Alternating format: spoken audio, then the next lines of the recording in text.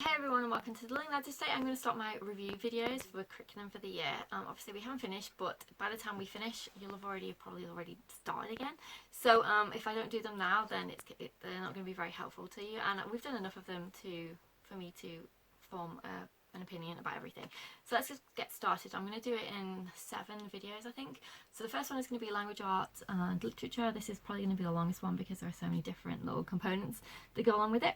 But we'll start with writing first. So we purchased IEW this year, and we have started it, and I'll talk about that in a minute, but I'll talk about what we started with at the beginning of the year. So I didn't start this. I was going to wait till January purely because I did the teaching writing structure and style course, and the children that he was teaching seemed a lot older than my daughter, and I just thought it would be better to wait a little bit longer for us to start, and there was a few other things that I wanted to do anyway, so that's why we waited until the second term to start it. So what we did in the first term, I initially started out the year doing a how-to, so I made my own writing principles specifically for my daughter to use, and we made all different things. So we made a how to take care of dogs and from the lap book, the same with cats, basically subject interest, so child-led writing, but in a way that I wanted to frame it. So for example, we did different themes. So we did the how to, then we did like fantasy writing and things like that, and we for example, she is interested in Littlest Pet Shop, so she made a Littlest Pet Shop book. We did at Christmas school we did a Jolly Postman style book where she did her own little flap envelope book and made all different little creative things in it. We have done free writes, we've done nature writing, so she has picked an animal in nature, she's done nature notebooking, and we've also done my literature units as well. So I picked 4 books from Minor Lima as part of our year. So we picked The Secret Garden, we picked Ariel, the Little Mermaid, we picked Beauty and the Beast, and we picked Peter Pan. So what we did for the first part of the year, we did Ariel the Little Mermaid to go along with our ocean unit study that we were doing at that time, and I'll show you sort of my literature units, what they're like. So these are not the ones that are on my website, these are ones that I specifically made for us, although there are some on my website currently for free at the moment, and they're templates, but they're just generic templates, they're not specific to any specific book or anything. So it's things like writing letters to different characters, so that was one that we did. I'll just pick a different unit. It's things like roll the story, but these are all pre-filled because they are specific to the actual unit that we are doing. Things like comic book style, so she can actually do a comic book for the story that she wants to do. There was poems, so that's an acrostic poem, The Secret Garden. Then there was little mini books, so this is like a plot, conflict and theme, characters, setting, little mini book that she could do for the story, for the Secret Garden story. So if we would do that, was what we were doing at the time. A review, so she can draw the ending of what happened in the story. So I guess kind of book report scenario, and then summary, the author is a different one with a little colouring page. So those are what my literature units look like. There's lots more. I'm just showing you a couple of specific examples, and there's things like map the plot and things like that. So those are the types of things that we were doing in my literature unit. So we have done Ariel the Little Mermaid, as I said. We've also, my daughter wanted to do Alice again, so we've read the Alice book, and that wasn't actually on my list, but because she wanted to do it, then of course we're going to do it. So we have done the Alice book again, and also we hadn't actually read the Minor Lima Alice, we'd read a different version of Alice. So we read the Minor Lima Alice, and we also did some of my Alice in Wonderland unit studies pages again, because she loved them so much, and they are actually free. My Alice in Wonderland unit study again is free on my Teachers Pay Teachers website currently at the moment. This is another reason why I wanted to make these videos now, because a lot of the things I'm showing you are actually free at the moment. So for example, here's another one. This is the Beauty and the Beast roller story, but as I said, the ones that are on my website for my literature units are blank. these are ones specific to the units we were doing, but these are not currently for sale on there because of the clip art. So I don't own the rights to the clip art that I used, so therefore it's only for personal use. So that's why those are not on there. But I do have blank templates, which obviously you can tailor to fit, you know, whatever book you're reading currently at the moment. So that's what we've been doing. We've also been doing, I picked several books for her to read herself, and then we got the literature units from Confessions of a Homeschooler. So we have done the Charlie and the Chocolate Factory, and we're currently working on the Dr. Dolittle one. So she reads the book, and then there are, every chapter there's an element that you add to your lap book. So we've really enjoyed doing those. So that's what we've been doing. For additional reading practice, we have also been using the Harcourt Trophies curriculum. We don't use it exactly how it's set out in the book because it is, I'd say, a full curriculum by itself. We read the story, we do the vocabulary in here, and we might do a couple of the activities depending on how my daughter's interest level with the story. But the main thing we do is we obviously read the stories. Then we have our bedtime basket where we do a range of reading. So she'll pick, so we usually have a science book, we usually have some kind of book that goes along with either our history or one of our unit studies. We also have a read aloud book in our bedtime basket. We also have her reading book of what she's reading at the time. And with her reading at night time, she can pick any of her books off her shelf. So I got a collection of books for this year, but also we've obviously got all of our books from previous years too. So she can pick whatever she wants. She really likes the science comics, so she reads those. She has a bunch of different on level and above level readers that she can pick from. When I say readers, I mean books, but you know what, if I say readers, you know what I'm talking about. So it's a book that she reads to me from a collection that we have that she's picked that she wants to read, and she'll read, you know, a chapter or so every night depending on what you know, how the layout of the book. She really likes the diaries of stories. She really likes anything with animals in. That's always a huge favorite. And she likes, as I said, she really likes the science comics. So she'll just read to me every single night. She reads first, then I'll do the collection of books that she's picked. There's always a picture book usually, because she still really likes picture books. As I said, there's always a science book of some sort. There's always a unit study themed book, so whether we're talking about ocean, you know, whatever it is, there's always a range of books for me to read to her. But I still love it. I always will love reading to her, and I think just because your child can read themselves doesn't mean that you shouldn't read to them. There's always a read aloud, because we always have our read alouds. We just finished the Rats of Nymph, and it was so good. I love that book so much. And very, although it is a children's book, there's an awful lot in there for you as an adult too. And so we always have our read alouds throughout the year. Okay, and I'll talk a little bit more about IEW. So we have only just recently started it, so I can't give an in-depth review, but I will do once, you know, we get to the end of the year for IEW. We probably won't finish it all in one year because we didn't start at the beginning of the year. We started in January, but that's fine. So far, we're both enjoying it. My daughter really does like it. She thinks the guy, Andrew Poudoir, is funny. She likes his jokes and everything else. She enjoyed the exercises, watching the video and everything else, and then doing the exercises. It's funny because she kind of wants to finish choosing the words before he gets a chance to choose the words for the outlines and everything else, which is really funny. So she's got some kind of competition going on with him, which is funny. And it's been going well. I changed it because initially when we did the first couple of lessons, she was just, you know, writing what everyone else was, you know, what he picked as his keyword outline, and then, you know, it suddenly occurred to me that, you know, why do we need to do that? I'd much rather she picks words that she thinks would be useful to her to do the keyword outline, and often she does pick the same words as he does in the lesson, but sometimes she picks her own, and that's really fine, and it makes sense to do it that way. And I think that really was helpful because she's very creative, and she does enjoy making up stories and everything else. And I think when you are creative, when someone's telling you that, you know, words to pick and, you know, things to write and everything else, then it can be annoying or stifling. You know, you want to pick your own things, and I think that is actually a good thing as a person to be able to say, actually no, I want to pick something else because I think this is for these reasons and everything else. So having your own identity and your own decision process and everything else.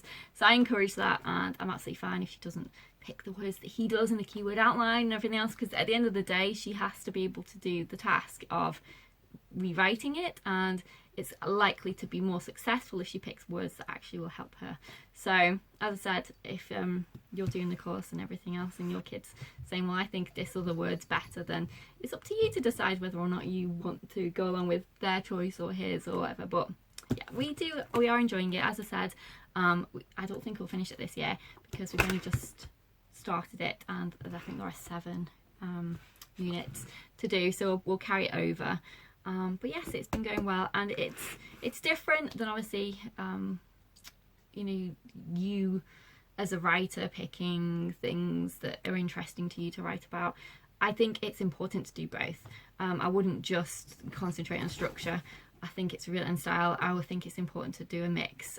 So do this obviously, but don't not do other independent activities and things, because I think it's important as a writer myself that you let your creative juices flow, and you don't feel like you're being told what to write all the time, and let you express yourself. And also different mediums, so for example flip flap books, my daughter really loves those. Story writing, making little animations, which is still writing, so she gets all her makes out clay figures and does an animation story, and that is still writing. Even if you're not holding your pen, it doesn't mean it's not writing, it is. And I think all those things help you as a creative person to enjoy it, writing.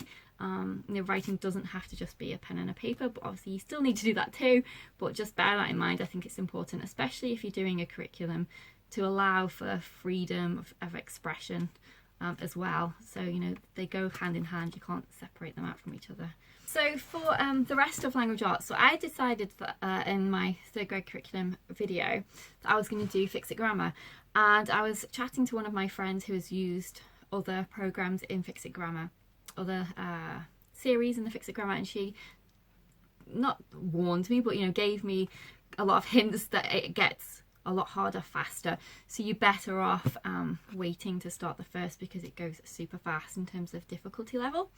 And when she told me that, I thought, actually that makes sense.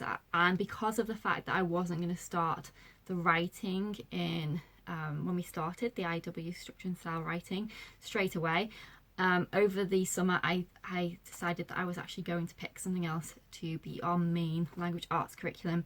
We were still going to do IW, but we weren't going to start that till January, and we were going to hold on Fix It Grammar, and we were going to start that either 4th grade or onwards. So over the summer I purchased, it hasn't got the cover on, I purchased Learning Language Arts Through Literature. I got the PDF, and as you can see, it is huge. It's a 5-day curriculum, although I feel like you can condense it into 4, which is what we do. So as I was saying, you can definitely condense it down into 4 days, but because that's what we do, because we do more of a fun Friday on a Friday and more of our unit study stuff, which I'll talk about when we get to that section of reviews. So you can condense it down, but also you can do it over the 5 days should you desire to. As I said, I purchased this over the summer and had a good look through it over the summer, and then we started our year out using this once I purchased it. And I do really like it. So basically it is what the title suggests, Learning Language Arts Through Literature. So you always start off the week with a little extract of a story or a poem or something, and then all the questions for the first day and several days after are based around this. So it's finding things in the literature piece, so different grammar points, which I really like because it's putting grammar into practice rather than just learning the concept about it. There is spelling in it too. There is also writing in it, so it'll ask you to write a journal piece, it'll ask you to write different pieces of writing, and then it also has literature elements to it as well. So every couple of weeks you will get a book that you are supposed to read, and then do the exercises that go along with it. So for example, the first one was the White Stallion book, which of course my daughter absolutely loved because it's about horses, and she got to talk about anatomy of horses, so you got some science in there too, and taking care of horses and all different things to do with horses, and a review of the book and everything else. But They do include in here, if you didn't want to buy the additional books or your child wouldn't like that story, they do include a piece in here, so a written piece in here that you can use instead to form that basis of the assignment. And I really do like that, particularly if it's a topic that you know your kid's not going to like reading the book about. I'm very much that reading should be pleasurable as possible, and especially at this age, because you want to encourage a love of reading. It's not to say that they get to read twaddle or anything like that. It's just to say that, you know, that they should be exposed to lots of different genres so they can see what they really like and everything else. And I like the fact that there is a different exercise in here to choose to read instead of reading the book should you decide to. However, the books this year are all great, so we haven't had an issue with them. As I said, we haven't finished because it's not the end of the year yet, but so far we are really enjoying it. I have included elements of The Good and the Beautiful here and there, so I've thrown in little activities and things that I thought would go well, and I like the fact that you have the paintings in The Good and the Beautiful and everything else. And I like some of the worksheets from The Good and the Beautiful as well, so I have thrown them in here and there. As I said, this is standalone, as is The Good and the Beautiful. It's just my personal preference. I like mixing in different things and pulling from different resources, but you don't have to do that at all. You can just pick either this or The Good and the Beautiful and you would be absolutely fine. So for spelling, it does have spelling in it, and The Good and the Beautiful also does have spelling in it, but I this year picked to do spelling you see. This is Wild Tales, so this is part 1 and part 2. We've almost finished part 1 and then we'll be going on to the part 2. When I first heard about this curriculum, I wasn't sure because I didn't, I was like, will it really work scenario? So basically, I'll just give you an example. So you get it's a 5-day thing, so there's a paragraph of writing and then they have to highlight certain things in the writing in the paragraph. So for this one, there's vowel chunks, bossy R chunks, consonant chunks, and then they have to write it on the other side of the page, the part of the story that they want to write, that they want them to write that day. And then at the end of the week, you have to dictate it to your child and they have to write the whole thing, the whole paragraph, remembering all the spelling words. And I wasn't sure about it at the first until we tried it, and it works amazing. It is so good. She's just thrived with it this year, absolutely. She's just flown this year with spelling.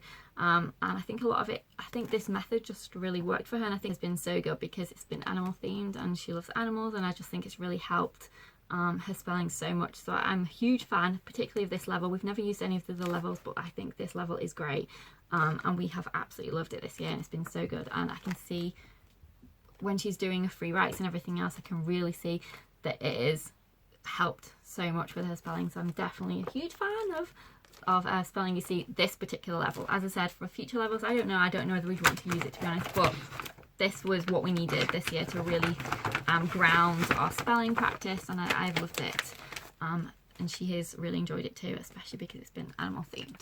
Okay, so I'm just checking my list. Did I cover everything? The other thing that we incorporate for spelling here and there is Explode the Code. We don't do it every day, but I do we bring it out occasionally for us to do.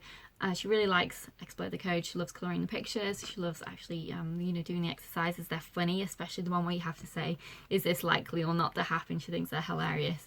So definitely really like Explode the Code. So that's everything for our language, arts and literature that we have used so far this year. And we have 2 more units of my literature unit to do.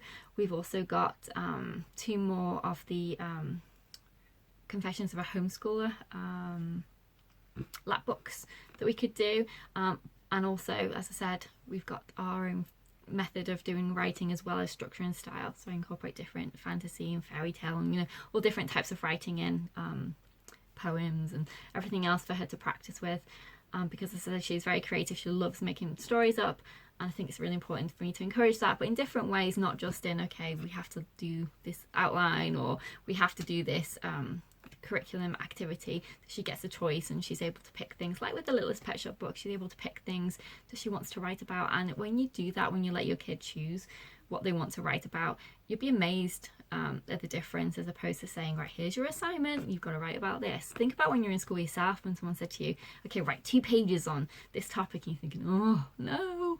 But if someone said to you, okay, write 2 pages on something that really interests you, night and day difference. Often, not always, because every person is different, but I think you know, if it's something you're interested in, you're more likely to want to write about it. Often, not always. So that's everything for language arts. Maths next. Take care and thanks for watching. Bye for now.